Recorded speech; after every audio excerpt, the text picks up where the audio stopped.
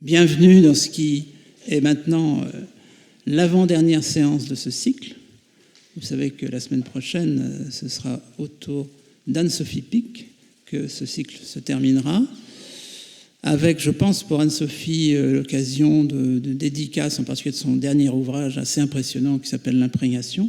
Et aujourd'hui, des signatures sont également prévues, après l'intervention d'Hervé Tisse. Hervé Tisse, suivant la formule habituelle, qu'on ne présente pas. D'ailleurs, si on présentait sérieusement, je ne serais pas sérieux.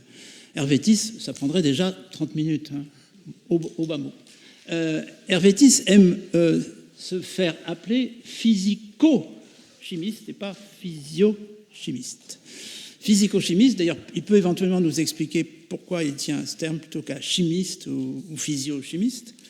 Ce qui est clair, en tous les cas, sans discussion, que c'est un ancien élève de cette prestigieuse école supérieure de physique et de chimie industrielle, oui, industrielle de Paris, le SPCI, illustré par des noms en effet remarquables, la famille Curie, Pierre-Gilles de Gène, Georges Charpak, et Hervé Tisse.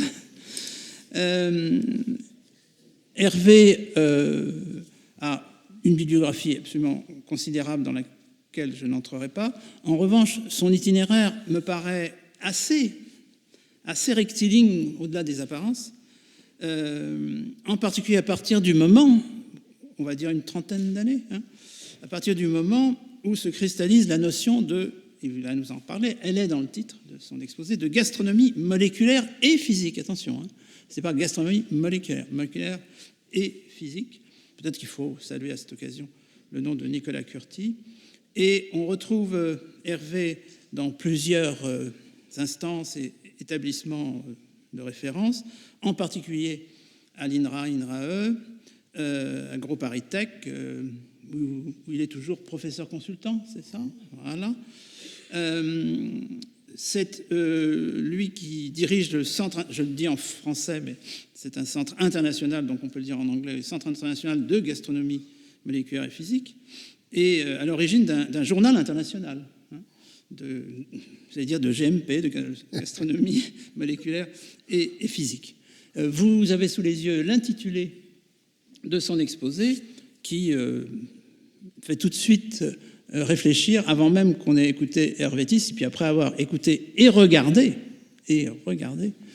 Hervé Tisse, vous avez sans doute remarqué qu'il y a quelques instruments spécifiques, en plus des instruments habituels des orateurs de ce cycle. Eh bien, je pense que, incontestablement, vous serez comme moi, après 1 heure d'Hervé Tisse, j'en redemande. Merci. Merci. Alors, le problème de la chimie, c'est que ça, à haute dose, ça devient empoisonnant. Et le malheur, c'est que, en réalité, c'est linéaire, mais depuis bien plus que 30 ans. C'est-à-dire que c'est à l'âge de 6 ans que j'ai eu une boîte de chimie et que je transpire la chimie. Tu vois, voilà. Et donc, c'est linéaire depuis toujours. C'est la chimie qui me fait vivre, en fait. C'est plus que ça. Alors, 1 heure, c'est pas beaucoup. Alors, j'ai serré les boulons de partout, j'ai supprimé des diapositives, mais ça ne sera pas assez, donc je vais déborder de 1 jour ou 2, pas plus. Bon. Alors, allons-y vite quand même. Pour ne pas encombrer les diapositives, je donne mon email, je réponds toujours. Ne m'envoyez pas de compliments, s'il vous plaît, parce que ça ne m'aide pas à progresser. Moi, il me faut des critiques. Hein, donc, voilà. En vrai, l'adresse est surtout destinée à vous donner des références que je ne mettrai pas. Chaque mot que je dis peut être justifié par une ou plusieurs références. Voilà. Alors, le menu, les gens appelaient ça des tables des matières. Moi, j'appelle ça un menu. Ah ben, les lettres passent bizarrement, je ne sais pas pourquoi. Mais enfin, ici, c'est bon. En gros, il y a une introduction, il y aura une conclusion, et puis au milieu, il y a des tas de trucs. Les tas de trucs, c'est d'abord de la science. La gastronomie moléculaire, il faut bien expliquer ce que c'est. Ce n'est pas de la cuisine moléculaire, c'est autre chose. Pour moi, les mots ont un sens. Par exemple, pâté en croûte, c'est la chose la plus absurde que je connaisse, parce qu'un pâté, c'est dans une pâte. Donc un pâté en croûte, c'est un pléonasme terrible. En revanche, une terrine de campagne qui serait dans une pâte, c'est idiot. Une terrine, c'est dans une terrine. Et d'ailleurs, en 1742, parce que j'oublie pas que notre ami Pascal Horry est historien, J'ai découvert pourquoi, dans le guide culinaire qui est paru en 1903 dans sa première édition, republié dans la 1912, quand Escoffier s'était débarrassé de ses co-auteurs, ce qui est quand même bizarre, pourquoi la recette de mousse et de mousseline de poisson était confondue, alors qu'il y avait deux termes. Alors, 1742, la suite des dons de Comus, une mousseline, c'est une farce qui se cuit dans un linge qui s'appelle mousseline. Donc, dans une terrine, c'est une terrine. Dans une mousseline, c'est une mousseline. Donc, tout va bien. Donc, les termes paraissent importants. Un gourmand aime manger, un gourmet aime boire. Il y a une profession assermentée qui s'appelle les gourmets jurés piqueurs. Ils s'occupent du vin. Hein. Les gourmands, ils aiment manger. Ce ne sont pas des goinfres. Et d'ailleurs... Lionel Poilane avait envoyé une supplique au pape pour que la gourmandise ne soit plus un péché, en quelque sorte. Et le pape avait répondu que la gourmandise n'était pas un péché et que c'était la goinfrerie, c'est-à-dire l'excès qu'il était. Donc, il faut... les mots sont tous importants pour moi. J'espère ne pas avoir fait de fautes terribles, en particulier de la faute du partitif que je déteste. Alors, pour commencer, je me mets entre deux dieux tutélaires qui sont Hermès, le dieu de la chimie, et Bacchus, le dieu du bien manger, enfin du bien vivre, etc. Et pour vous dire que la gastronomie moléculaire, pas la cuisine moléculaire, on est bien d'accord, gastronomie moléculaire, se développe dans le monde entier. En bas à gauche, oui, c'est le monde quand il n'y en avait pas, donc avant 1988. Et puis là, avec les pays verts, c'est là où elle est présente. Et puis évidemment, comme je me prends pour Napoléon, il faut que tout soit vert.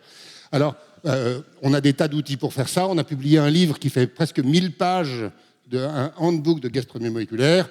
Et puis récemment, un livre qui fait du calcul. Parce que la science, il faut le dire, les sciences de la nature, c'est du calcul. L'équation est un bonheur, il faut le dire aux étudiants. Le calcul, c'est un bonheur. C'est facile. Alors que des termes philosophiques compliqués, il faut s'arracher les cheveux pour essayer de comprendre.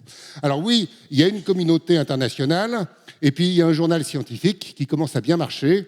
On est très content, il y a des rubriques variées, il y a des notes de recherche, il y a des cours, il y a des travaux d'étudiants. Encourageons les étudiants à publier, parce que nous, notre place, elle est au soleil, donc ce n'est pas pour nous qu'on fait tout ça, c'est pour les plus jeunes. Il faut les aider, il faut qu'ils y arrivent, il faut leur faire comprendre que la vie est belle, le ciel est bleu, regardez comme le ciel est bleu, il est merveilleusement bleu. Voilà. Alors maintenant, qu'est-ce que c'est que la gastronomie moléculaire ? Alors, au début, était l'empirisme. Bon. Alors ici, c'est une cuisson en fosse. Le rôtissage est une absurdité, parce que quand vous avez une viande qui rôtit, la viande qui chauffe se contracte, et en se contractant, elle expulse des jus.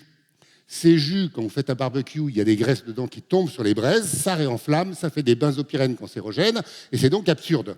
Mais c'est surtout absurde parce qu'on perd des nutriments. Or, dans le temps, vous vous rappelez que les famines, nous sommes la première génération à ne pas avoir connu de famine dans l'histoire de l'humanité, ce qui est quand même un truc extraordinaire. Et dans le temps, ces gens avaient tout bien compris, c'est-à-dire qu'au lieu de rôtir et de perdre des nutriments, ils cuisaient en fosse, c'est-à-dire qu'on met une peau de bête, on fait un feu à côté, on chauffe des pierres, dans la peau de bête, on met de l'eau, on met la viande, on met les pierres chaudes, et ça s'appelle le pot-au-feu. Et voilà pourquoi tous les livres de cuisine française, depuis toujours, ont toujours commencé par le pot-au-feu. Alors je pense que c'est Marie-Antoine Carême qui disait « le pot-au-feu, l'âme du ménage ». Le pot-au-feu est essentiel parce qu'on ne perd aucun nutriment.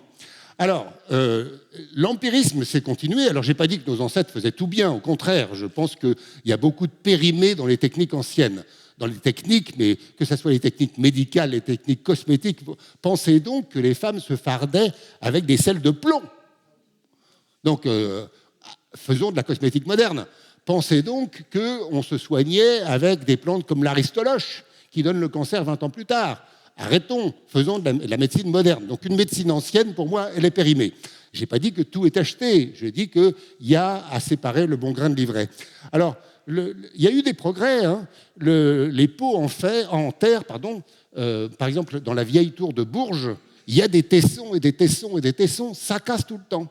Donc, on a fait des pots en cuivre ou en fer, mais le fer, ça rouille. Le cuivre, ça se verre de grise. Or, le verre de gris est très toxique. Hein. L'EFSA a encore réduit les doses journalières admissibles récemment. Et l'acier inoxydable est un véritable progrès. C'est le progrès du siècle, peut-être avec des matériaux de type transparent comme ça, qui cassent beaucoup moins qu'avant. Voilà. Alors, il y a eu des progrès.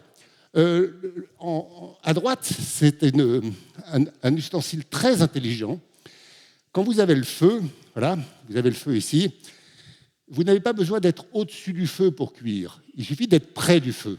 Donc, vous avez chaud.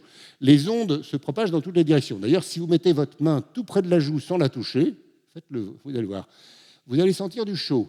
Parce qu'il y a des rayonnements infrarouges qui vont de la main à la joue. Bon. Donc, que je sois comme ça ou que je sois comme ça, les ondes infrarouges, elles s'en fichent. Elles ne sont pas sensibles à la gravité. Et donc, quand vous cuisez, si vous cuisez au-dessus du feu, comme on a vu tout à l'heure, c'est très mauvais parce qu'il y a les benzopyrènes cancérogènes qui vont se déposer sur les viandes. Donc, il faut mettre la viande devant le feu, assez près. Mais alors, si c'est devant le feu, vous pouvez mettre une lèche frite par-dessus, vous récupérez les jus, et en plus, derrière la viande, vous mettez un demi-cylindre qui réfléchit les ondes, et vous cuisez des deux côtés. Ça s'appelle de la technologie bien pensée. Voilà. Alors, il y a eu des progrès. Alors, est-ce que dans la cuisine qu'on fait avec ces ustensiles, il y a eu des progrès? Alors, là, je renvoie sur un de mes livres dont je ne suis pas honteux, qui s'appelle « La cuisine, c'est de l'amour, de l'art et de la technique ». La technique, c'est très ennuyeux. Enfin, voilà, ça ne m'amuse pas. Alors, bien sûr, je peux faire d'autres choses, c'est-à-dire que je peux y mettre de l'eau. Alors, à ce moment-là, je commence à m'interroger, c'est-à-dire que je me dis, tiens, l'eau est transparente et elle est liquide. Bon, pourquoi est-elle transparente? Pourquoi est-elle liquide? De quoi elle est constituée? Bon. Alors ensuite, je peux mettre... Ah ben voilà, j'aurais voulu un œuf. Je n'ai pas d'œuf parce que les œufs se cassent. Donc j'ai des protéines d'œuf, de blanc d'œuf. Avec ça, j'ai l'équivalent de 5 ou 6 boîtes. C'est quand même beaucoup plus pratique que des œufs. On est au XXIe siècle quand même. Arrêtons d'avoir des œufs. Si on a besoin de protéines de blanc d'œuf, prenons des protéines de blanc d'œuf. Donc je prends des protéines de blanc d'œuf, voilà. Je sais que dans un blanc d'œuf, il y a 27 grammes d'eau et 3 grammes de protéines, donc c'est à peu près ce que je vais... Donc voilà, là j'ai un œuf de synthèse. Alors, il n'y a pas de toxicité, les protéines n'ont pas de toxicité. L'eau est très dangereuse puisqu'une goutte suffit à troubler le pastis le plus pur. Mais enfin, je touille, je ne sais pas comment on dit du point de vue scientifique, je ne veux pas le savoir, je touille, je sais que mes protéines se dissolvent, je vois une mousse qui apparaît, c'est bien normal puisque je suis en train de faire un blanc battu en neige. Voilà. Alors, est-ce un blanc battu en neige? Est-ce que la terminologie est légitime? Mais enfin, j'ai une mousse comme un blanc battu en neige. J'ai un blanc battu en neige avec lequel je fais mes meringues. Je n'achète plus d'œufs. Je n'ai pas besoin d'acheter des œufs. Bon. Mais alors, attendez. Là, je vois de l'huile. Alors, l'être humain, il aime le gras et le sucre. Bon. Alors, la mayonnaise, rassurez-vous, ne monte pas. La mayonnaise, c'est 95% d'huile et 5% d'eau. Point. Donc, on ne maigrira pas avec de la mayonnaise. Bon. Alors, je mets une goutte d'huile dans l'eau. J'aurais dû vous demander s'il y en avait du papier absorbant pour les tâches que j'ai à faire, mais ça, c'est trop tard. Alors, j'en ai peut-être du papier absorbant. Donc, j'ai mis une goutte d'huile dans l'eau. Alors maintenant, j'ai besoin d'un peu d'aide, mais on a l'aide de Pascal Horry qui est là. Alors, il s'agit d'ajouter de l'huile comme on fait une mayonnaise. Hein. Voilà. Mais je ne peux pas faire les deux en même temps, je suis absolument désolé. Hein. Pas trop vite. La mayonnaise, c'est toujours goutte à goutte. Hein. Voilà, vas-y. Alors, battre dans un sens ou dans l'autre, évidemment, ça n'a pas d'intérêt, puisqu'il s'agit toujours que le fouet coupe les gouttes d'huile en deux, et en deux, et en deux, et en deux, et en deux. Donc, si je fais ça ou ça, je coupe pareil. Hein. Donc, tous les fantasmes sur les règles féminines, les températures de la Lune, je ne sais pas quoi, tu peux verser, s'il te plaît. Voilà. Et donc, là, vas-y. C'est au début que la mayonnaise peut rater. À bout d'un moment, elle va bien mieux. Là, je pense qu'on est tranquille, tu peux y aller maintenant. Donc là, par la pensée, je vois mes gouttelettes se diviser en deux, et en deux, et en deux, et en deux, et en deux, et en deux. Voilà. Et donc, ma mousse se transforme en une sorte de crème. Bon, alors d'ailleurs, on peut applaudir Pascal Horry parce qu'il a réussi une mayonnaise. Attendez. Il a réussi une mayonnaise avec du blanc d'œuf, alors que les livres de cuisine du 19e siècle disent que la moindre trace de blanc suffit à faire rater la mayonnaise. Donc, ça prouve quand même que nos ancêtres nous ont transmis des connaissances bien imparfaites. Bon, alors ici, non, merci, monsieur le professeur. Simplement, j'ai dit que l'être humain aimait le gras et le sucre. Alors, j'ai ici du sucre, voilà. On va mettre du sucre. Hein. Bon, ne dites pas à l'entrée, à la sécurité. Voilà, on va mettre du sucre. Voilà. Alors, le sucre, lui, on sait qu'il se dissout dans l'eau. Ça tombe bien, pour l'instant, il y a de l'eau et du gras. Donc, le sucre ne va pas se dissoudre dans l'huile. Vous mettriez du sucre dans un verre d'huile, un siècle après, l'huile n'a pas de goût sucré. Hein. Donc là, je mets du sucre. Alors, je peux en mettre... Alors, j'ai une limite, c'est-à-dire que je peux en mettre jusqu'à 960 grammes par litre d'eau. Bon, je vais m'arrêter là. Donc là, maintenant... Alors là, puisque notre homme a travaillé, il a droit à une récompense, il va pouvoir goûter. Et normalement, il devrait nous dire que c'est sucré. C'est sucré, bon.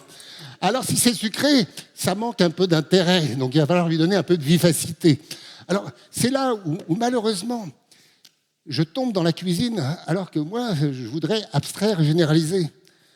Mais en vrai, qu'est-ce qu'on est en train de faire? On n'est pas en train de cuisiner, on est en train de se dire, et si, et si, et si. L'acide tartrique, et si je mettais de l'acide tartrique? L'acide tartrique est un acide très, très délicat, très intéressant, qui donne une acidité élégante, pas comme celle de l'acide acétique. Bon, ben maintenant, il y a une petite vivacité. Or, mon ami cuisinier Émile Young, célèbre cuisinier 3 étoiles alsacien, disait « Quand vous faites un plat, il faut une partie de violence, 3 parties de force et 9 parties de douceur. La douceur, c'est le gras, le sucre, c'est je sais pas quoi, et l'acide tartrique, c'est la violence. Bon. Ah, mais ici, je le mettais dans un verre. Bon, je le mets dans un verre. Je pourrais mettre de la couleur, un colorant naturel, comme ils disent. Je pourrais mettre de la saveur, je pourrais mettre de l'odeur. Alors, de l'odeur, ici, par exemple, j'ai... Ah, celui-là est très... Non, pas celui-là. Celui-là est très... Ah oui, évocation cacao végétal. Alors, ça, c'est un composé. Alors, le public dirait un composé chimique. Hein, c'est pas une molécule, c'est plein de molécules identiques. Et ça a un goût de cacao...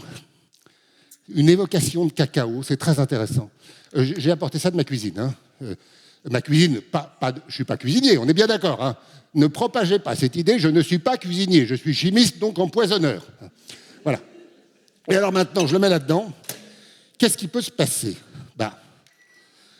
Les micro-ondes ne chauffent pas l'huile, elles chauffent l'eau, puisque l'eau est une molécule polaire. Donc, l'eau va chauffer. Il y a très peu d'eau, mais beaucoup d'énergie. Donc, ça devrait se mettre à bouillir.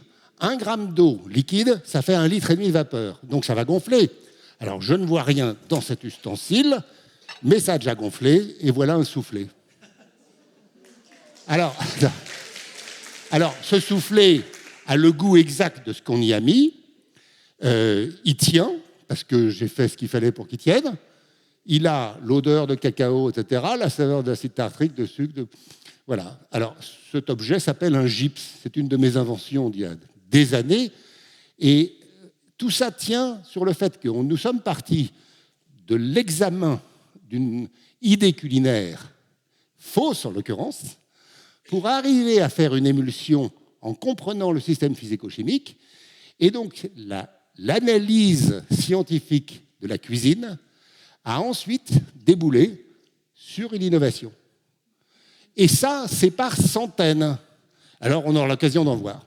Donc, il faut avancer parce que sinon, on n'aura pas le temps. Alors, en revanche, je vous ai dit, la cuisine, c'est de la technique, c'est de l'art, parce que l'art, ça veut dire Émile Young. Combien de parties de violence, de force. Mais il y a aussi de l'amour. Alors, l'amour, c'est beaucoup plus simple. Vous voyez, si je dis mange, ça n'est pas bon. Mais si je dis bonjour, alors je prends un grand sourire évidemment, hein, vous êtes bien assise, vous êtes confortable. Voilà, je sais que vous venez du Jura, le Jura, ils adorent la petite acidité de l'acide tartrique. D'ailleurs, Louis Pasteur, dans son début de carrière, a étudié l'acide tartrique. Et alors, comme je venais du Jura, j'ai pris l'acide tartrique, et voilà, c'est pour vous. Alors ça veut dire je t'aime. Et le jour où on comprend que la cuisine, c'est pas de battre des blancs en neige, mais c'est de dire je t'aime par la cuisine, à ce moment-là, on se dit que oui, ça vaut l'effort de faire un travail artistique, et la partie technique ne vient qu'à l'appui de tout ça. Mais la question, c'est de dire je t'aime. Et on ne peut pas comprendre la cuisine si on ne pense pas au je t'aime. Alors, évidemment, il y a des cuisiniers qui vont dire ah, voilà, je t'aime. Et en fait, ils font une grande addition. Non. Il y en a d'autres qui font ça par pouvoir, il y en a qui ne font pas. Toutes les conditions humaines se retrouvent dans la cuisine, il n'y a pas de raison qu'elles soient différentes. Mais mais moi j'aime bien que la cuisine dise je t'aime. Voilà, c'est ma vision. Alors Léo Szilard était un physicien extraordinaire qui avait contribué à la bombe atomique et puis il s'était repris sur la suite. Un bonhomme très intelligent, et il avait un copain, Hans Bethe, prix Nobel de physique, qui avait construit la bombe avec lui. Et un jour, ils étaient copains, ils étaient juifs hongrois, et Léo Szilard tenait son journal. Alors Hans Bethe lui dit, mais pourquoi tu tiens ton journal? Alors Szilard lui dit, je veux que Dieu soit au courant des faits. Alors Hans Bethe lui dit, mais tu ne crois pas qu'il est au courant des faits? Si, mais je veux qu'il soit au courant de ma version des faits. Moi, ma version, c'est la cuisine, c'est de l'amour. Voilà. Alors, une fois qu'on a dit ça, vous avez vu qu'ici, on n'a pas changé la cuisine. Hein. Pour cuire du bar dans de l'eau avec du sel et on met une sauce verte, j'ai mangé ça il n'y a pas si longtemps. La sauce verte, prenez du pain, du persil, du gingembre, vous broyez, vous ajoutez du verjus, du vinaigre. J'ai vu des sauces comme ça. Bon. Alors, ce qui est plus intéressant à mon sens, c'est qu'il y a des phénomènes. Alors, voilà une vinaigrette très ancienne du viandier de Taïwan, une des versions. Il appelle vinaigrette quelque chose qui est très très différent. C'est la viande qui se défait à une cuisson longue. C'est quand même rigolo. Pourquoi a-t-on passé de cette vinaigrette-là à notre pseudo-vinaigrette, hein? Et ça brunit. Alors ça brunit, ça devient intéressant. Là, dans des livres plus récents, ils disent des choses. J'ai collectionné 25 000 dictons culinaires. Enfin, j'appelle ça des précisions, parce qu'un dicton, c'est toujours juste, alors qu'un on-dit, ça peut être faux. Voilà. Donc, si on réunit dicton, on-dit, proverbe, tour de main, truc, astuce, j'appelle ça des précisions culinaires. Et là-dedans, par exemple, les compotes de poires, il dit, vous cuisez des poires dans de l'étain, ça va rougir. Non, ça ne rougit pas. En revanche, si vous prenez des poires acides, ça rougit. Donc, et des phénomènes, il y en a plein. Hein. Pour celui qui sait regarder, cette viande, qui est là, un steak de mes enfants un samedi midi à la sortie de l'école, cette viande, elle n'avait pas de fissure comme ça. Et c'est donc la cuisson qui a contracté la viande, je vous ai dit tout à l'heure que ça se contractait, qui a séparé les faisceaux musculaires et qui fait apparaître. Maintenant, on comprend l'effet du sel, parce que si la viande se contracte, elle libère du jus, c'est-à-dire de l'eau. Mais si on a mis du sel, ce jus se sale, puisque le sel se dissout dans l'eau. Mais puisqu'il y a des fissures par capillarité, immédiatement, la viande se sale à cœur. Il y a d'autres viandes pour lesquelles ça n'aura pas lieu parce que ces fissures n'apparaîtront pas. Voilà. Alors après, il y a évidemment l'exemple du soufflé. Bon. Alors le soufflé, c'est tout bien parce que ça change de couleur, ça change de consistance, ça change de saveur, ça change d'odeur, ça change de tout. Et puis en plus, quand c'est au fromage, alors qu'est-ce que c'est bon. Alors, en revanche, je ne suis pas sûr d'être vraiment gourmand. Donc, pardon, Pascal, de cet aveu terrible. Je ne suis pas sûr, parce que quand je vois un soufflé, moi, ce qui m'intéresse, c'est ça, c'est ce mouvement. Je n'ai pas mis un soufflé, j'ai fait un bouillon de carottes, mais c'est pareil. Je pense que pour comprendre ce qui se passe dans ce monde où on vit tous, les physiciens, ils savent descendre d'un cran. Ils vont regarder au microscope et ils voient des choses. Ils vont regarder la structure cellulaire de la carotte, par exemple. Donc, vous voyez ici, c'est une carotte qui a été coupée comme ça, et on voit des tuyaux qui montent la sève brute, et qui redescendent la sève élaborée, le xylème et le phloème. Bon, dans ce qui monte, il y a de l'eau et des minéraux, des ions calcium, sodium, etc. Dans ce qui redescend, il y a toujours de l'eau, mais il y a des sucres et des acides aminés, par exemple. Hein. Et donc, on comprend que la carotte soit sucrée, puisque ça va se restocker dans la racine de carotte pour favoriser la plante. Alors, c'est bien gentil, mais pourquoi la carotte cuit quand on la chauffe? Alors, il faut regarder pour ça la paroi, c'est-à-dire la carotte, c'est fait de cellules, c'est de petits sacs jointoyés. Le ciment, ça s'appelle la paroi végétale. Cette paroi, c'est fait de grands piliers verts. C'est les fibres de cellulose. La cellulose, la cellulose. Hein, les t-shirts, c'est de la cellulose. C'est des fibres indestructibles. À la machine à laver le linge, vous bouillez vos t-shirts pendant 1000 fois et ils ne se dissolvent pas. Bon. Mais entre les fibres, il y a des espèces de fils, de cordages. Ça, c'est la pectine. Et la pectine, elle se dissout à la cuisson. Elle s'hydrolyse à la cuisson. Et donc, les piliers se séparent. Et donc, quand vous écrasez une carotte qui était cuite, les cellules se séparent. Elles ne sont pas détruites.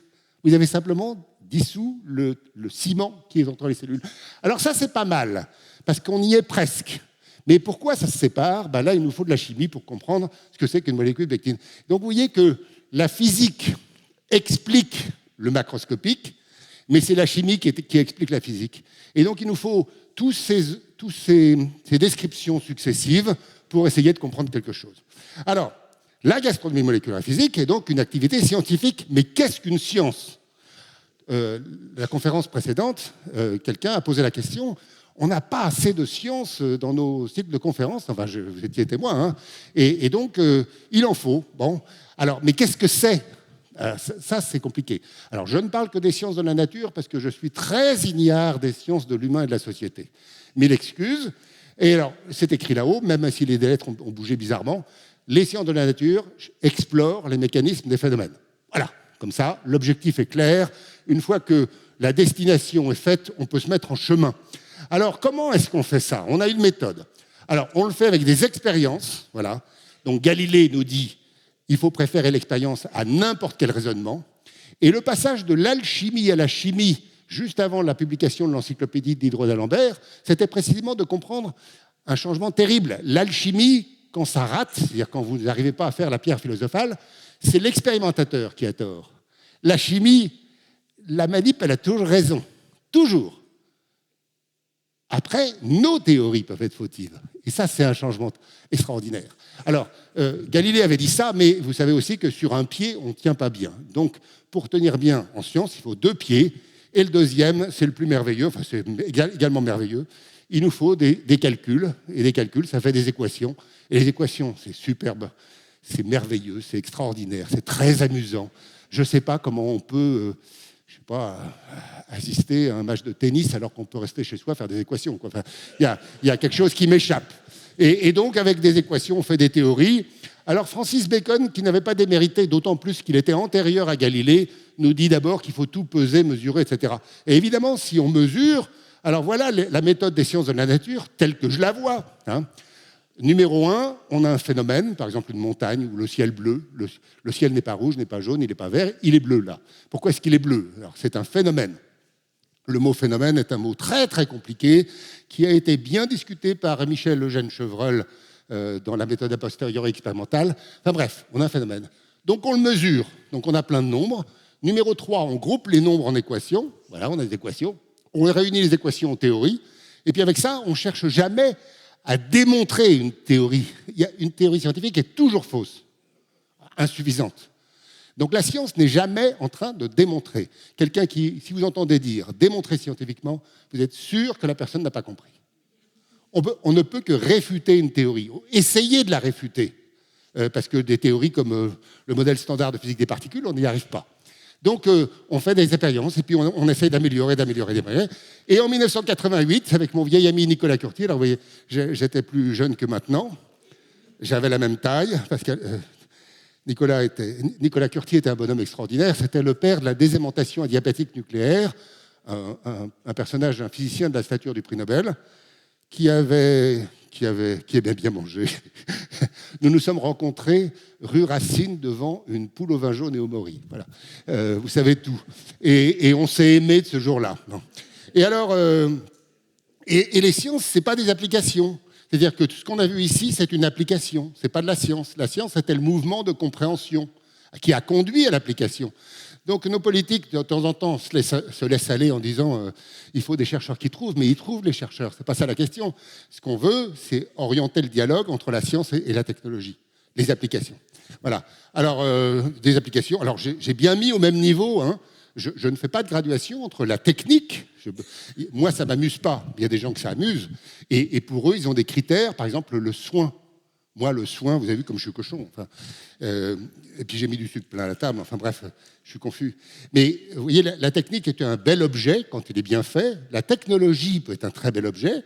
Et la science peut être un très bel objet. Mais il n'y a pas l'un au-dessus de l'autre. C'est des activités différentes. Voilà. Alors, pour situer la gastronomie moléculaire, c'est donc le carré jaune qui est au milieu. Il est donc une partie de la physico-chimie. L'objectif, c'est de découvrir des phénomènes, des objets, etc. Ça fait partie des sciences des aliments. Et puis, il y a des applications en cuisine, en pharmacie, en cosmétique, etc. Parce que le même objet ici, vous le broyeriez, vous auriez une espèce d'onguent. Et donc, cet onguent va avoir des possibilités de capter des molécules, des principes actifs de médicaments, pour les libérer d'une certaine façon. Donc, l'application, elle ne dépend pas de la cuisine. On est parti de la cuisine, mais l'objectif, ce n'est pas la cuisine. Voilà. Alors, quelques résultats du laboratoire pour mais pas trop, parce que je vous ai dit que c'est empoisonnant. Alors, les soufflets, non, les soufflets sont là, voilà. Les soufflets, ça c'est 1980. Hein. Je faisais un soufflet, on me disait, vous mettez les jaunes d'œufs 2 par 2.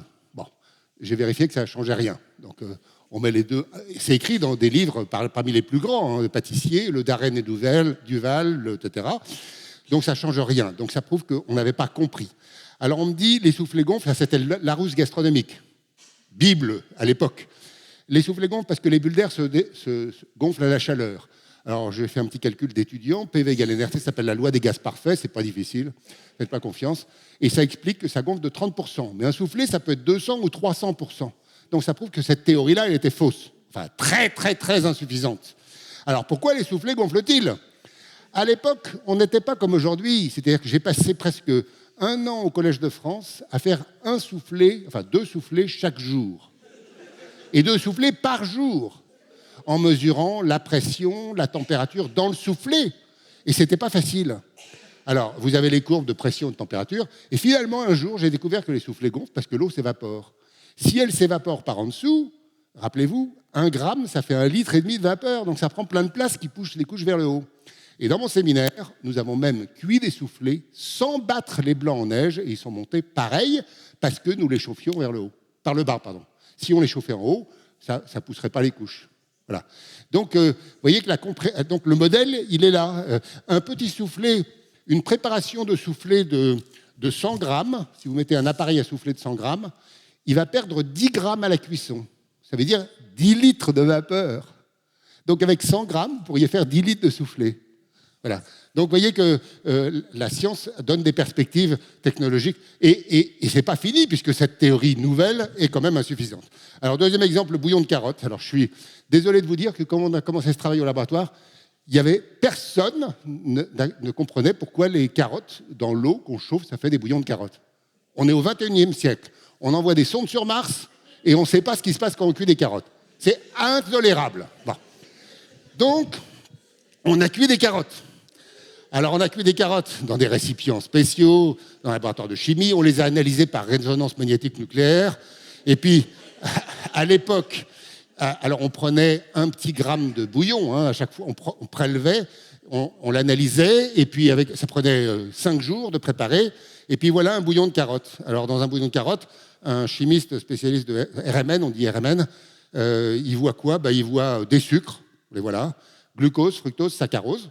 Il y a 3 sucres, hein, essentiellement.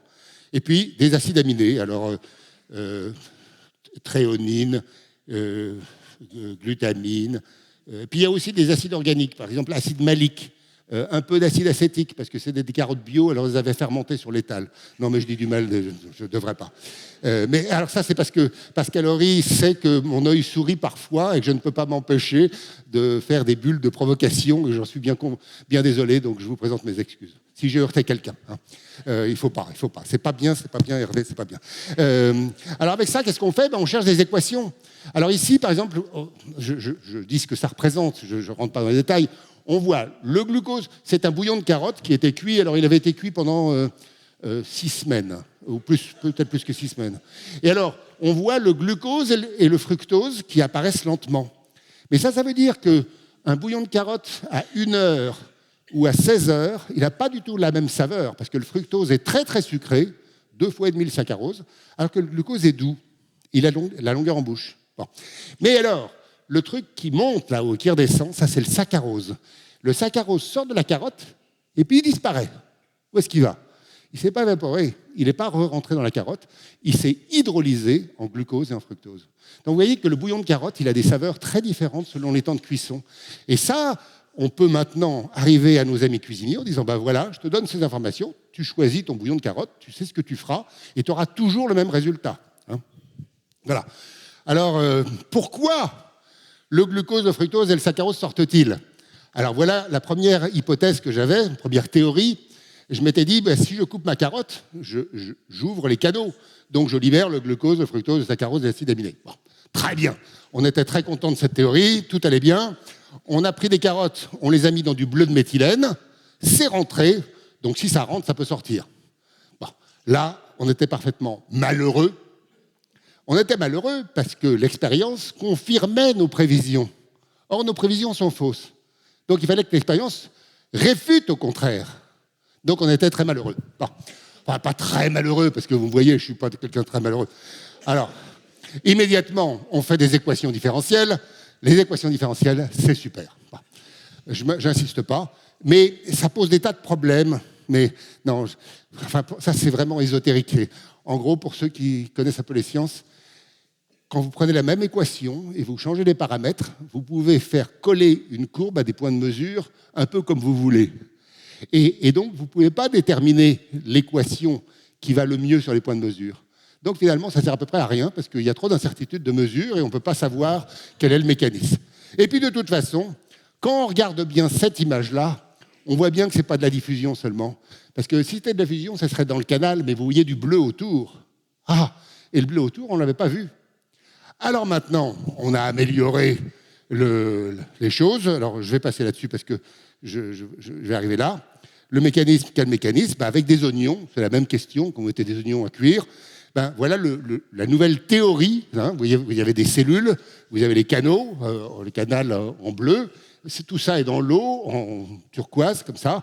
Et puis après, il y a des coefficients et on fait des équations différentielles. Et puis on obtient des courbes variées.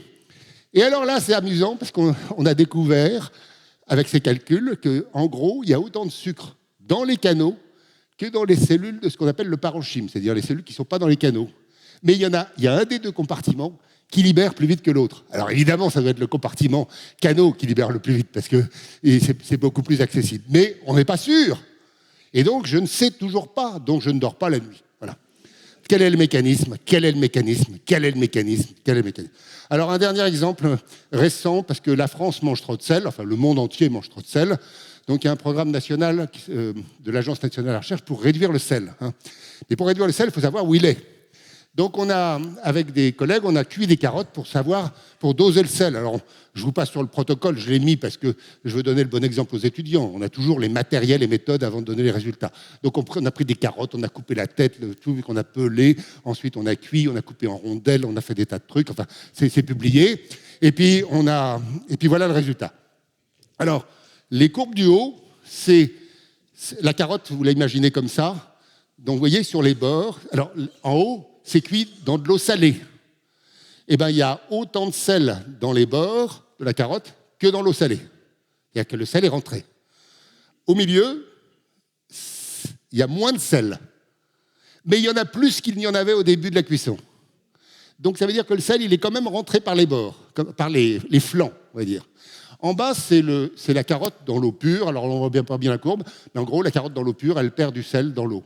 Enfin, du sel, de sodium, de l'ion sodium. Alors, à quoi ça sert? Ça sert maintenant, on sait où ça se trouve, et puis on en déduit des choses. Bon, il y a des différences considérables selon les racines de carottes. C'est pas parce qu'elles sont plus grosses ou plus petites qu'il y a plus de sel ou moins de sel. Bon.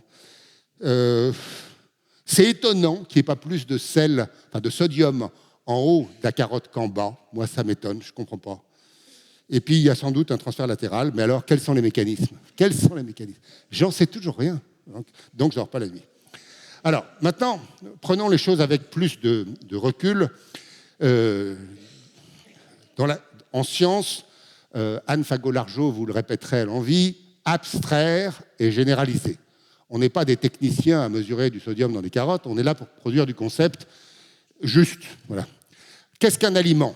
Alors, je propose de se souvenir de cette image-là, je ne vais pas la répéter, mais il faut d'abord que je descende. Alors, je vais descendre, je suis donc au niveau macroscopique, hein, j'ai un objet, j'ai un plat, macroscopique, je le vois à l'œil nu. Bon, il y a une boule blanche sur une boule jaune, sur un tapis vert, sur un truc jaune. Il y a le jaune en haut et en bas, la sauce. Je vais regarder au microscope. Au microscope, j'ai pris une des parties, toutes les parties vont être différentes, mais il y a une partie, c'est une émulsion. Voilà une émulsion. Hein. Les petits ronds blancs, c'est des gouttelettes d'huile. Le fond, c'est de l'eau, enfin de l'eau avec des solutés dedans. Et puis, bon, c'est une solution. Voilà, c'est une émulsion. Hein. Il y aurait d'autres parties. Alors, on va continuer à descendre dans différentes parties. Et puis, il y a une structure, ce qu'on appelle nanoscopique. Vous avez entendu parler des nanoparticules. Dans le lait, il y a des nanoparticules. naturels, personne ne les a mis, il n'y a pas de complot qui veut nous empoisonner, hein. C'est le lait, enfin c'est les vaches qui veulent nous empoisonner. D'ailleurs, elles ne nous empoisonnent pas, elles nous donnent du lait, c'est différent. Et puis si on descend encore, à l'échelle moléculaire, on voit encore des choses. Alors ça, c'est très intéressant, et c'est pour ça que la cuisine est utile. Dans un livre de cuisine, celui dont je vous ai dit qu'il était très mauvais au début, là, le jaune, les pages jaunes, il disait « jamais de confiture de fruits rouges dans des casseroles en cuivre étamé ». Donc j'ai pris des framboises, j'ai mis des sels d'étain et crac, ça devient violet. Alors on sait pourquoi, c'est une association supramoléculaire. Et donc vous voyez qu'il y a une organisation supramoléculaire, nanoscopique, microscopique et macroscopique. Bon, alors avec ça, j'ai inventé un formalisme, enfin un calcul, ça s'appelle un formalisme. On décrit les phases, huile, eau, solide, gaz, etc. On décrit les dimensions. Alors par exemple, vous voyez, un fil, c'est de dimension 1. Le bol lui-même, si c'était un objet en matière malléable, je pourrais l'aplatir, ça ferait une galette, ça serait dimension 2. Un bloc, c'est dimension 3. Un grain de sucre, c'est dimension 0. Alors, je passe sur le détail de définition, tout ça est très bien fait, enfin j'espère, mais surtout pour retenir qu'on peut décrire à n'importe quelle échelle l'objet par une formule. Bon. Alors, je dois avouer que ce formalisme est entièrement... L'idée du formalisme est copiée sur l'idée de Lavoisier quand il a fait le formalisme de la chimie. Il a dit, Fe, ça va être le fer, Na, ça va être le sodium, et donc j'ai fait à peu près la même chose, mais pour la constitution physique de l'objet. Et donc, on peut décrire par des formules une émulsion. Voilà, une émulsion, c'est la formule toute simple. Alors, un enfant apprend ça en 2 heures. Hein. Le nanoscopique, c'est encore une autre fonction. Et puis avec ça, on va se poser la question des gels. Parce que je suis désolé de vous dire que Pascal Horry est un gel. Moi aussi, on a quelque chose en commun. La définition, alors il existe quand on parle d'un mot de la chimie, il existe un organisme international qui s'appelle International Union of Pure and Applied Chemistry, qui définit les termes de chimie pour le monde entier. Le mot gel, c'est un solide, c'est-à-dire quelque chose qui est solide. Un solide, ça ne coule pas, hein, contrairement à un gaz ou un liquide. Un solide, mais qui est plein d'un liquide. Or, l'être humain, donc nous sommes, fait de 70% d'eau, 20% de protéines et du gras. Hein. Et donc, nous ne coulons pas. Donc, nous sommes des gels. Et voilà pourquoi ça a été un mauvais procès d'une certaine presse à scandale dans les années 90, quand on disait la cuisine moléculaire, c'est des gels. Ben oui, toutes les viandes, tous les légumes, c'est des gels. Donc, ces gens étaient malhonnêtes, hein, c'est triste à dire. Bon. Mais alors, il y en a combien des gels? Une carotte, c'est pas une viande. Alors ici, par exemple, c'est une échalote. Hein. Tiens. Oublions pas la technologie en passant. Peut-on faire une échalote artificielle? Alors là, ce que je vous montre, c'est pas une échalote artificielle, c'est une orange artificielle. Une orange, c'est des petits sacs qui contiennent du jus d'orange qui sont collés entre eux. Ben voilà, des petits sacs qui contiennent du jus d'orange qui sont collés entre eux. Point. Bon. Alors, est-ce que c'est grave de faire des trucs pareils? Est-ce que le diable est caché là? Je ne sais pas. Moi, je sais que c'est très bon si j'ai bien assaisonné le jus d'orange et si j'ai bien réglé la consistance. Bon. Après, oui, il y a les agriculteurs qui cultivent les oranges. Bon, c'est une autre question. Alors, il y a des gels compliqués, les pommes de terre. Il y a des dimensions, parce que vous voyez, une bonne bavette, il y a des fibres. Hein, voilà. Et puis, il y a des gels méconnus. Par exemple, quand vous mangerez un chocolat la prochaine fois, pensez que c'est un gel quand vous l'avez en dessous de 30 degrés. Le chocolat, il y a une partie de la graisse, parce que le chocolat, c'est du gras et du sucre. Hein, donc, imaginons que c'est du gras. Voilà. Il y a une partie à 20 degrés, il y a une partie, mettons 50% du gras du chocolat qui est solide, et le reste, c'est liquide. Et le liquide est piégé dans le solide. Et voilà pourquoi votre morceau de chocolat, il tient. Pareil pour le beurre. Hein. Alors, évidemment, si vous chauffez, ça devient un liquide, puisque tout fond. Mais si vous refroidissez, ça devient un solide parfait, parce que la graisse fige entièrement. Hein. Donc voilà du chocolat au microscope électronique à balayage. Non, pas celui-là. Mais enfin, voilà. Alors, celui-là, c'est un gel de gélatine. Alors, vous voyez, la gélatine, c'est des fils, des molécules, hein, qui s'associent entre eux en faisceau de triple hélice, et l'eau est piégée dedans. Alors, c'est pas le même gel, parce que là, un colorant peut diffuser, alors que dans l'échalote, il ne pouvait pas. Et puis, il y en a encore d'autres. Voilà. La question, c'est combien de gels différents? Alors, je m'étais promis de vous montrer un résultat de la gastronomie moléculaire, hein, ceux que j'aime. Les carottes, les bouillons, c'est sympa, mais ce n'est pas la hauteur. Et moi, ce que j'ai proposé, c'est d'aller chercher, avec un programme, combien il y a de gel. Alors, il existe exactement 16 gels. Voilà une découverte. Hein. Je n'aurai sans doute pas le prix Nobel pour ça. Il y a donc 16 gels, et 16 seulement, qui sont tous différents topologiquement. Ça, c'est les gels les plus simples, mais imaginons que, vous vous rappelez tout à l'heure, on avait notre émulsion, mais il restait l'émulsion qui a gélifié. Donc ça, c'est gélifié. Donc là, il y a un gel, mais il reste des bulles d'air. Donc c'est un gel un peu plus complexe que le gel de gélatine. Alors combien il y a de gels de cette espèce? Eh bien, je suis très heureux de vous les montrer tous. Il en existe 1489. Les voilà. Pour les suspensions, c'est-à-dire les pâtes, en gros, eh bien, les suspensions de classe 1, il y en a beaucoup moins. Hein, il n'y en a que 1, 2, 3, 4, 5, 6. Et puis de classe 2, c'est-à-dire un peu plus compliqué, il y en a 158. Pourquoi il y en a 158? Je ne sais pas. Quelles sont leurs propriétés? Je ne sais pas encore. Mais je sais qu'il y a un programme de recherche très essentiel à faire. Partir de la formule pour aller essayer de prédire les propriétés optiques, électroniques, thermiques, tout, quoi. Et ça, c'est un projet énorme que je ne ferai pas de mon vivant, donc je le ferai dans une autre vie. Alors maintenant, vous avez assez d'applications, puis le temps tourne. Donc, applications technologiques, vous vous rappelez le diapo qui est là, vous l'avez vu. Alors, des applications technologiques, ça peut être de la méthode. Par exemple, ça faisait 5 jours pour analyser un bouillon de carottes, et puis je me suis souvenu que les carottes, c'était des gels. Donc je me suis dit, si c'est un gel, ça contient du liquide, donc je vais faire de la RMN du liquide. Et bien maintenant, en 5 minutes, on a le même spectre que celui qui faisait 5 jours. Donc vous voyez qu'on peut améliorer technologiquement. Bon, je passe sur les performances, je les enverrai à ceux qui me demanderont les calculs qui vont avec, etc. Technologique, on peut faire de la technologie locale ou globale. C'est-à-dire que si je bats avec la main gauche et puis je me dis, ah ben non, mais je suis droitier, je vais prendre la main droite, j'ai fait de la technologie, mais je ne suis pas sorti de ma cuisine en quelque sorte. J'appelle ça une technologie locale. En revanche, dans les années 2001, j'ai inventé un objet que j'ai appelé le pianoctel. Le pianoctel, c'était une invention de Boris Vian, c'est on jouait de la musique et il vous faisait un cocktail qui était doux ou vigoureux selon la musique que vous jouiez. J'ai réalisé le pianoctel de Boris Vian. C'est l'objet qui est là. C'était un ensemble de micro-mélangeurs. Et voilà le prototype. Donc c'est une pompe en orange. On avait de l'eau, de l'huile, de l'air, etc. Et voilà le premier plat de l'histoire de la cuisine, calculé par une formule et fait par une machine. Il n'avait aucun goût, le voilà en plus gros plan. Le voilà. Et puis on en a fait, on pilotait, alors on a fait le vrai pianoctel où on jouait de la musique et on avait un cocktail. Voilà. Alors avec ça, on a 50 milliards de pots, 500 milliards de pots, pas de poèmes, de possibilités. Voilà. Donc c'est le pianoctel qui fait les 500 milliards de poèmes. Et puis il y a bien plus parce que vous vous rappelez, on fait des trucs. Alors ce qui est rigolo, c'est que dans les gels en particulier, il y a des gels qui vous allez faire. Si vous rentrez chez vous ce soir et que vous avez du basilic, des pignons de pain, de l'ail et de l'huile d'olive et du parmesan, vous allez faire avec les mêmes ingrédients divisés en deux un pesto fait au mortier au pilon et l'autre fait au mixeur. Au mixeur, c'est vert printemps, et en bouche, il y a une attaque, on sent le goût tout ça. C'est ça. Ça libère tout de suite le goût.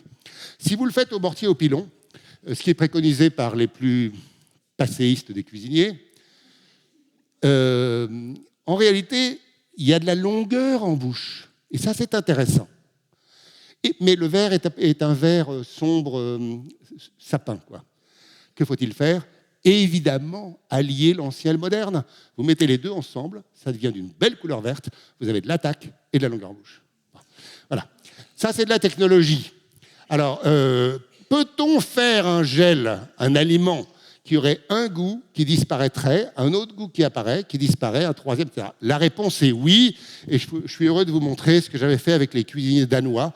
C'était un plat avec plusieurs goûts successifs. C'est très amusant, on n'a pas utilisé de produits particuliers, on a juste utilisé de la connaissance pour arriver à faire de la technologie correcte.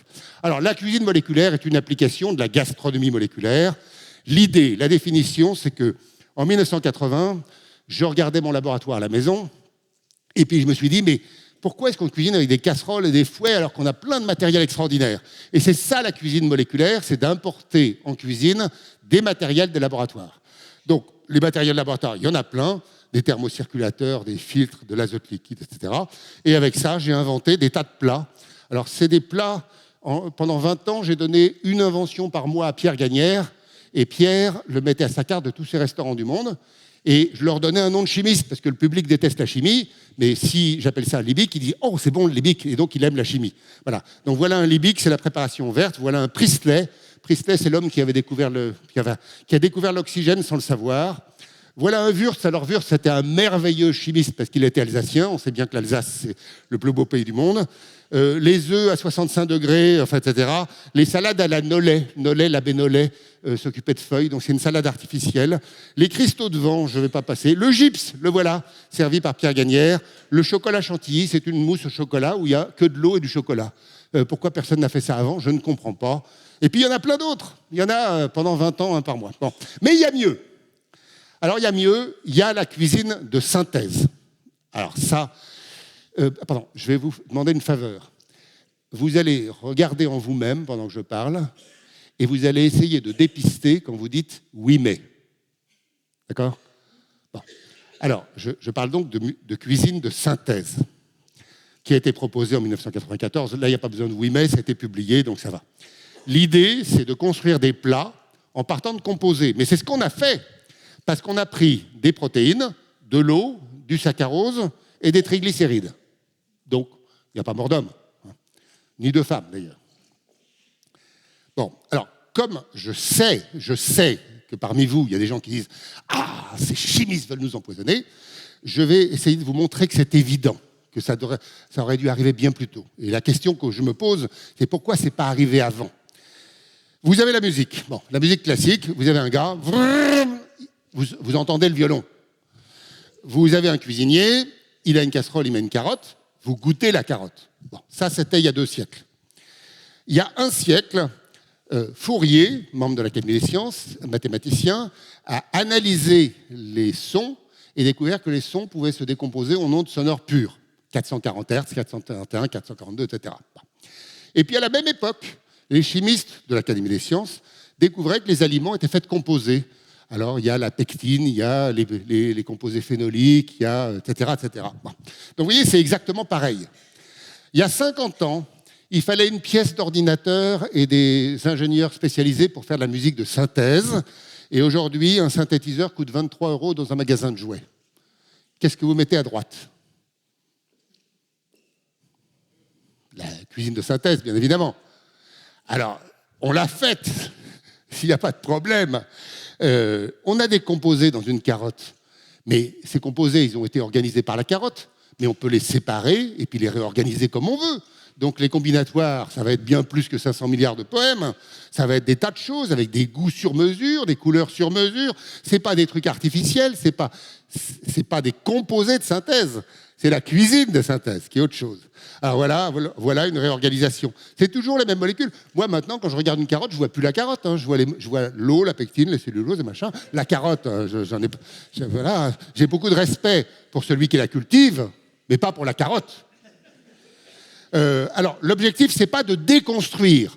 Je déteste l'idée de déconstruction. Moi, je veux de la construction, parce que c'est par la construction que je dis je t'aime. Donc, il faut que je construise beaucoup pour dire je t'aime. Il faut que je construise les saveurs, les odeurs, les couleurs, etc. Et puis, quand même, demain approche, et demain, il y a une crise de l'énergie. Alors, on n'aura plus des fourneaux à gaz tels qu'on les a, parce que une plaque à gaz, c'est un rendement de 20%. 20%, ça veut dire que 8 dixièmes sont perdus. C'est intolérable. Il y aura 10,4 milliards d'êtres humains à nourrir. On sait en nourrir 6 milliards. Alors là, je souris moins. Alors moi, je serai mort en 2050, hein, donc ce problème sera résolu. Mais nos enfants, ils vont devoir s'affronter à ce problème terrible. Enfin, comment on va nourrir les 2 tiers de l'humanité? 2 tiers! Donc là, la guerre mondiale, elle est sûre, hein, si on ne fait pas quelque chose. Alors, une des vraies pistes, c'est de lutter contre le gaspillage. 1 tiers est gaspillé.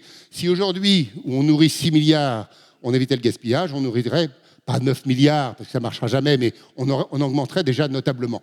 Alors, on sait bien que ce n'est pas seulement l'agro-fourniture qui pose problème, c'est aussi la question politique, la redistribution, etc. Mais enfin, quand même, les produits frais, moi, ils me posent un problème, parce qu'on a des pommes, on les transporte, elles se talent, et à la fin des marchés, on les jette, quoi. Il y a quand même quelque chose. Quand je fais la cuisine, je pèle mes pommes de terre, parce que sinon, enfin moi je maintiens qu'il y a des glycalcaloïdes qui sont quand même toxiques et je veux pas ça pour ma famille. Je jette les épluchures de pommes de terre. On savait bien que les cochons, quand ils en mangeaient trop, ils étaient malades. Donc il y a quand même quelque chose, mais on les jette. Alors c'est dommage parce qu'il y a plein de nutriments. Quand je tombe mon gazon, moi je vois de l'eau, de la cellulose, des pectines, des sucres et des acides aminés. Donc, avec mon gazon, je me dis, mais c'est bête, ça, il y a des nutriments. Donc, voilà.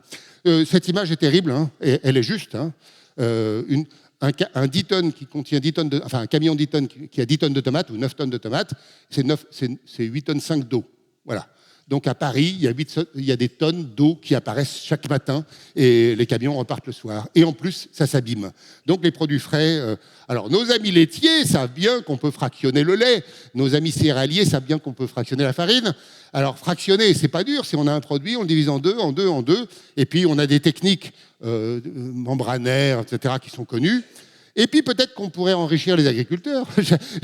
C'est pas une image que j'ai mise ce matin. Hein. Elle y est déjà depuis un certain temps. Et je pense qu'il y a vraiment lieu de... Ces gens sont responsables de la sécurité alimentaire des nations et de l'environnement. Bon. Les possibilités de la cuisine Notanote, enfin de synthèse, sont infinies. Ça fait un nouvel art culinaire qui s'appelle la cuisine Notanote. Et puis pour terminer, donc, des images, parce que je pense qu'il est l'heure, je ne vais pas vérifier, mais voilà une rétrospective de quelques images de cuisine Notanote servies depuis que j'ai invité Pierre Gagnère à faire le premier plat servi dans un restaurant, c'était à Hong Kong. Et alors, le chemin a été considérable. Au début, c'était rudimentaire. Et aujourd'hui, des élèves dans des lycées hôteliers le font après une séance de 2 heures.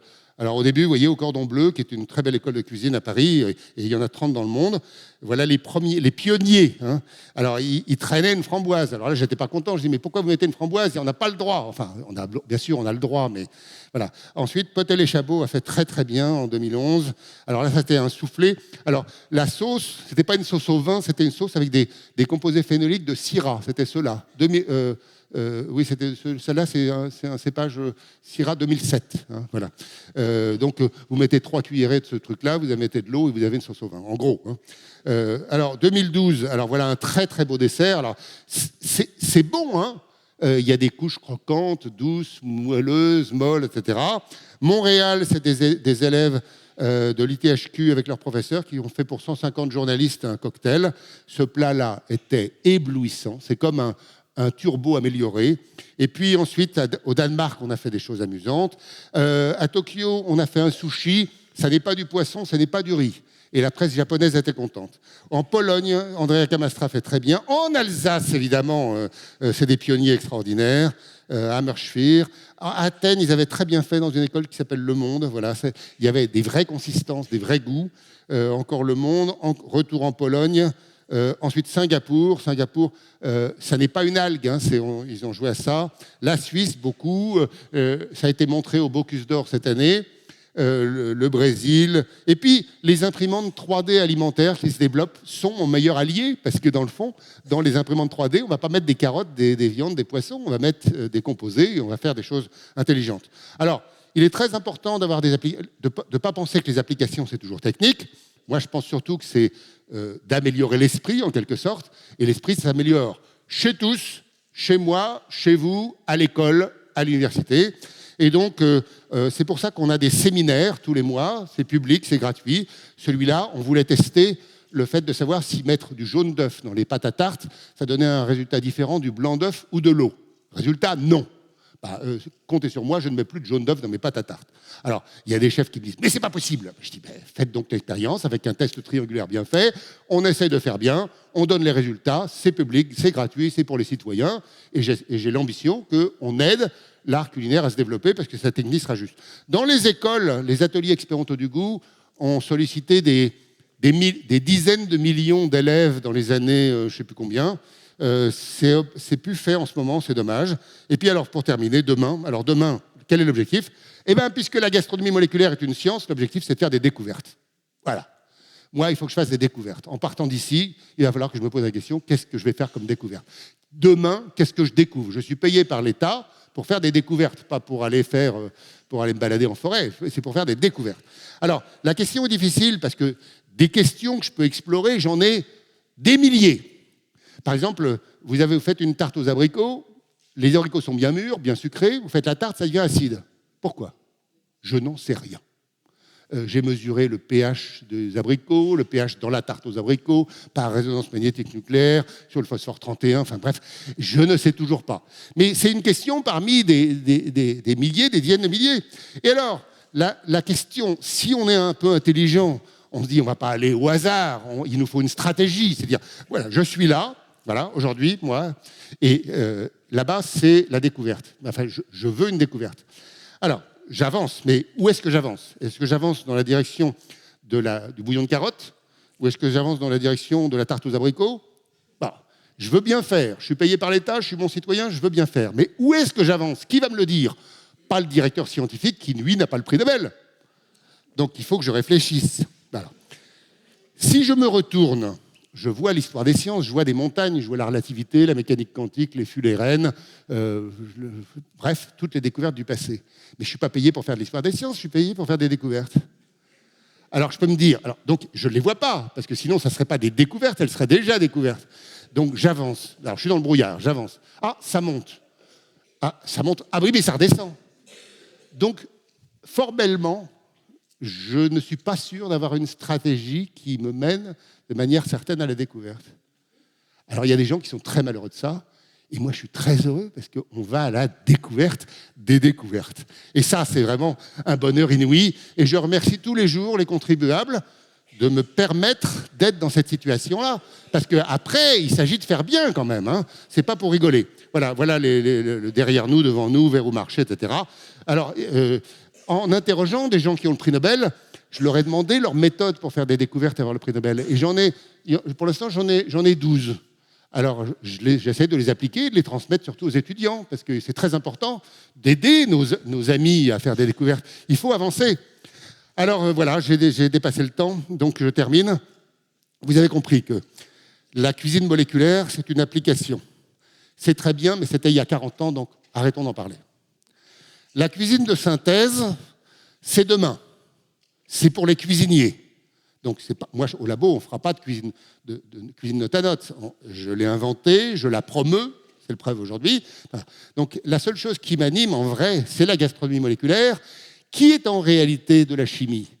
Alors, j'ai longuement hésité sur la dernière image, parce qu'il existe une gravure extraordinaire de Henning, un chimiste, semi-alchimiste qui avait découvert le phosphore. Il y a une gravure très belle que vous trouvez sur Internet, où un vieux bonhomme dans un labo tout noir, et il y a le phosphore qui brille.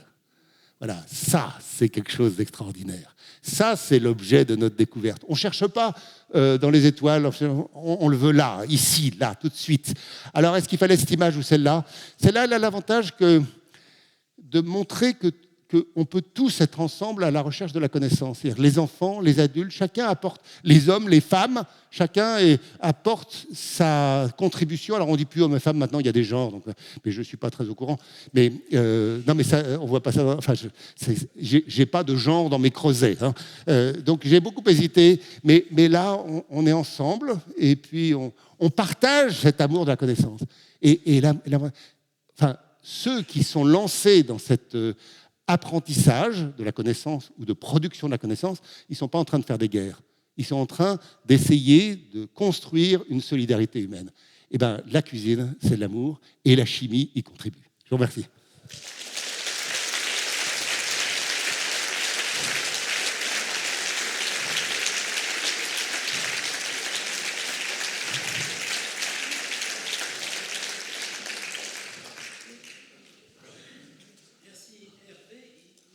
Il faut t'as un micro là. C'est un artifice. Ah ouais. Il nous reste une dizaine de minutes. Alors, je ne sais pas s'il faut lancer les questions. En tous les cas, après le très petit nombre de questions qu'on pourra admettre, il y aura un moment de signature d'un ouvrage peut-être à commenter. Ah oui, celui-là, c'était le premier. C'était... Alors, Les secrets de la casserole, c'est un livre qui est paru en 1992. En gros, c'est des questions. Voilà, c'est des questions. Voilà, par exemple, Bria Savarin raconte une histoire où son cuisinier met 50 jambons dans une petite fiole. Est-ce que c'est possible? comment est-ce qu'il faut agiter une glace? Voilà, vous faites un sorbet, comment est-ce qu'il faut l'agiter? Faut-il l'agiter d'ailleurs? Voilà. Qu'est-ce qu'il y avait d'autre? Je prends les questions. Hein. Ah oui, pourquoi la farine doit être sèche pour faire certaines préparations? Vieille farine fait bon pain. Est-ce que c'est vrai ça? Qu'est-ce qu'il y avait d'autre? Ah, médecine et cuisine. Ah bon, non, ça, j'oublie les questions toxicologiques et de nutrition, j'y connais rien. Et surtout, j'ai fait vœu public de ne jamais en parler. Parce que sinon, les nutritionnistes et les toxicologues me disent « Mettez pas de nutritionniste et toxicologue ». Donc, j'ai pas le droit, hein, quelque sorte. Le dépouillement d'une sauce. Alors, le dépouillement d'une sauce, ça, c'est vraiment un truc extraordinaire. On met la casserole sur l'angle, comme ça. Une sauce, on a fait un petit roux, hein, pas trop épais, pas trop fariné. Et on fait une cellule de convection et on va enlever les impuretés. Alors, à l'époque de la première édition de ce livre, donc j'adhérais à cette histoire des impuretés. Et c'est vrai que la sauce est objectivement mieux. Et puis un jour, j'ai décidé de faire une sauce modèle où il n'y avait pas d'impuretés. Donc des triglycérides purs, des polysaccharides purs, de l'eau pure. Et on a dépouillé la sauce. Et au bout d'une journée, il n'y avait plus rien. Ce qui prouve que ce qu'on enlève, c'est la sauce elle-même. Mais la sauce croûte, et à ce moment-là, on appelle ça des impuretés. Et donc, c'est idiot. Et donc, il vaut bien mieux faire la chose suivante. Vous prenez votre casserole, vous mettez un peu de beurre par-dessus, vous mettez ça au four, et vous le laissez 2 heures. Pourquoi 2 heures? Parce qu'au bout de 2 heures, il y a un goût de soupe aux champignons qui apparaît. Avec de l'eau pure, des composés purs, vous avez un goût de champignon. Et donc, nos anciens, ils dépouillaient pour enlever les impuretés, disaient-ils, mais en vrai, peut-être qu'il y avait ce goût de champignon qui apparaissait, qui est très important. Alors, les compagnons, certains, savent ça, et ils mettaient leur sauce au four. Mais ils ne l'ont jamais dit. Et ça, c'est pas bien, parce qu'il faut partager les connaissances. Non, c'est pas bien, on n'a pas le droit de garder. Enfin, on a le droit, enfin bref. Mais enfin, ça nous force après à arriver. Et puis un secret comme ça, il tient pas, il tient plus, c'est pas... Voilà. Donc c'est tout ça, c'est des questions et des réponses dites en termes aussi... J'ai pas dû dire de gros mots aujourd'hui, si j'ai dit saccharide, polysaccharide à un moment. Il y a polysaccharide, 6 syllabes. J'enseigne à mes étudiants que plus de 3 syllabes, on vous ment ou on veut vous vendre quelque chose. Bien, effectivement, partageons les connaissances. Je parle sous le contrôle de Catherine. Il nous reste combien de minutes dans cet auditorium? 10, voilà. Donc, pas beaucoup de minutes pour plus qu'une ou 2 questions. On va dire 2 questions pour ne pas paraître fermé avec une seule. Donc, il y a une main qui se lève. Il y a une main qui s'est levée, donc allô, voilà, ouais. Oui. Allô, oui. Vous m'entendez bien? Oui, ça va. Alors, merci beaucoup pour votre conférence et pour tout le cycle des conférences. C'est vous, là-bas? Oui, c'est moi. Ah oui, c'est ça, d'accord. Oui, d'accord. Parce que le micro arrive par là. Donc. Ouais. Je vous suis depuis longtemps et je me questionnais. J'avais quelques petites questions sur la cuisine note à note, particulièrement. En soi, quand on utilise les molécules pour construire un type de soufflé, n'importe lesquels, ils sont où les nutriments? Oh, les nutriments, c'est facile. Les nutriments, c'est les sucres, les protéines et les graisses. Les graisses, les sucres, les protéines. Impeccable. Et alors, attendez, pardon, parce que oui. derrière je ne méconnais pas qu'il y a des oligo-éléments, etc. Mais le projet, si on veut faire un projet d'alimentation, pas simplement un plat qu'on construit, c'est aussi, vous voyez, dans le fractionnement, on n'est pas forcé de jeter on jette rien, on divise en 2 et en 2. Quand vous séparez le gluten et l'amidon en malaxant de la farine dans de l'eau, vous avez du gluten et de l'amidon. Vous n'allez pas les jeter, donc vos nutriments sont là, ils sont toujours là. Après, il faut apprendre à les construire. Et ça, c'est pas facile. Et je ne suis pas nutritionniste. Et là, on aura besoin de nos amis nutritionnistes pour dire comment composer. Je ne suis pas sûr que la cuisine note à note, composée par composée, soit à la portée d'un pays, enfin tout entier, d'un public tout entier. Je pense qu'il y aura des courts-circuits où peut-être on pianotera et ça fera le mélange. Enfin, je ne sais pas, je n'ai pas de boule de cristal. Oui. Vous aurez compris que la notion de cuisine note à note est une notion pleine d'avenir, en tous les cas capitale, qui fera l'objet certainement un jour d'un cycle à elle toute seule. Une deuxième, donc dernière question. Alors, pardonnez-moi. Le bar en croûte de sel, pourquoi c'est si bon? Voilà alors, une vraie question scientifique. Non, mais j'ai bien peur de vous répondre que c'est parce qu'il y a du sel. Alors, alors j'ai évidemment fait des mesures en séminaire sur le poisson à la croûte de sel. On voulait savoir quelle était quelle température il fait d'abord? Parce qu'il y a des gens qui nous disent, ouais, ça protège contre l'échauffement et sinon ça cuit à basse température, donc c'est plus tendre, etc. Et là, la température... Alors, il y a une petite épaisseur qui protège un peu, ça ralentit un peu, mais c'est pas suffisant. Hein. C'est comme pour le lutage. Hein. Le lutage, il fait chaud quand même, s'il fait chaud. Mais les perspectives ont beaucoup changé. C'est-à-dire, faut-il se préoccuper de ça ou bien de rénover complètement le procédé, pardon. Je prends un exemple. Dans le temps, un braisage, on le faisait dans une braisière et il fallait les cendres dessus et dessous et on craignait le coup de feu.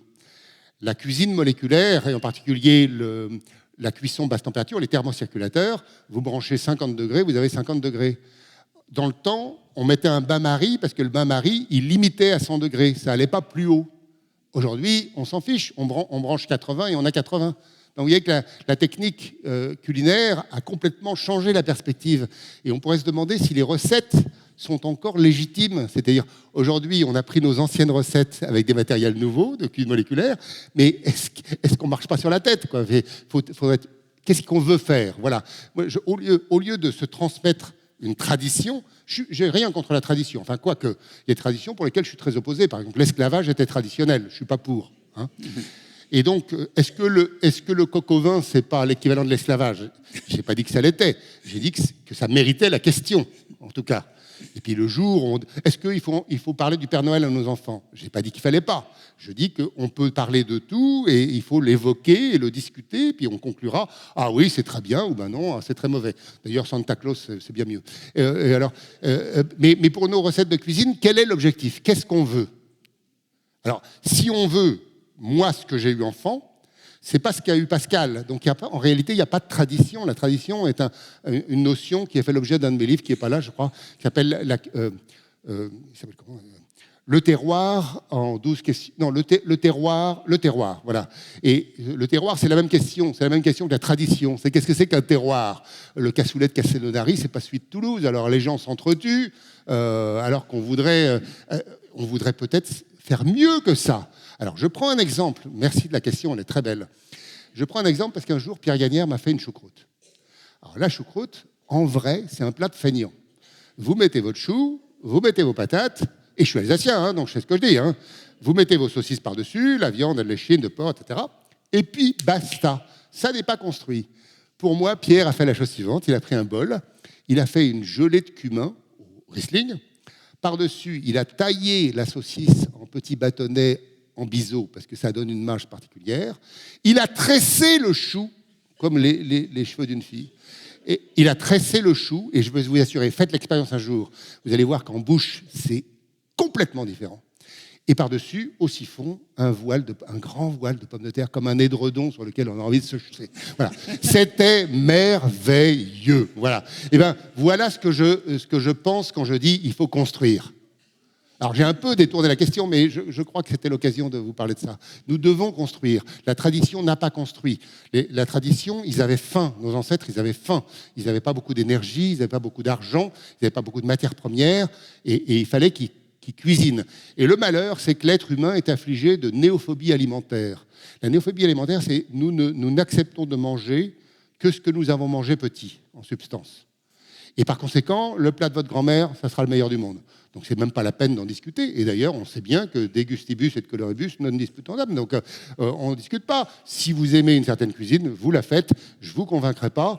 En science, on dit les théories fausses ne meurent jamais, seuls ceux qui les soutiennent finissent par disparaître. Et je pense que ça sera pareil avec certaines traditions. Mais ça n'empêche pas de les garder pour les étudier. Et je pense que les dictons culinaires fautifs, enfin, les précisions culinaires qui sont fautives, sont très intéressantes. Et c'est d'ailleurs un autre livre, mais je ne vous l'avais pas, qui s'appelle Les précisions culinaires, qui est un livre un peu plus savant, de concepts sur ces précisions. Est-ce qu'il n'y a pas une sémiologie des précisions à faire? Alors la réponse, c'est oui. Hein. Est-ce qu'il n'y a pas tout l'arsenal médical à mettre en œuvre sur les précisions culinaires? Parce qu'une précision culinaire qui rate, c'est un symptôme. Un symptôme de quoi? Voilà la question très, très intellectuellement stimulante. Merci de la question. Merci. Merci.